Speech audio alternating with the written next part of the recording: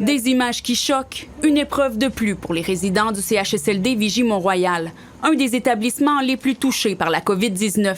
Comme on le voit sur cette vidéo prise vendredi, plusieurs chambres sont infestées de fourmis. Un membre du personnel qui souhaite garder l'anonymat livre un témoignage troublant. On s'est mis à paniquer parce qu'il y avait des fourmis partout. Il y en avait le long des murs, il y en avait dans les draps, sur sa table de chevet, même sur son corps. Quand on a soulevé les draps, il y en avait des dizaines. Il y en avait même sur sa culotte d'incontinence, elle roulait sur ses jambes, etc.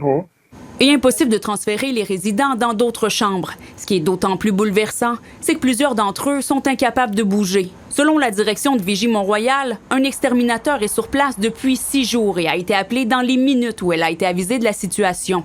Des traitements intensifs continuent d'être appliqués en ce moment, tant à l'intérieur qu'à l'extérieur.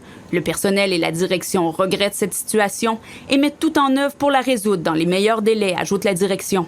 Par ailleurs, la fille d'une résidente qui est décédée ici au CHSLD Vigie-Mont-Royal a décidé d'intenter une action collective de plusieurs dizaines de millions de dollars contre le centre, qu'elle accuse entre autres de négligence.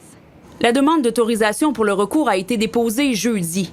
Ce qui est reproché au CHSLD, ne pas avoir assuré la sécurité des résidents.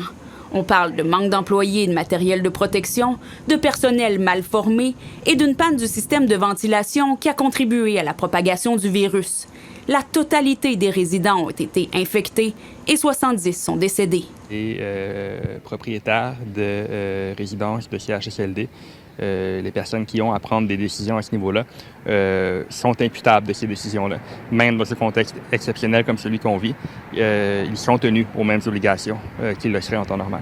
Il s'agit d'une troisième demande d'action collective contre un CHSLD de la région de Montréal.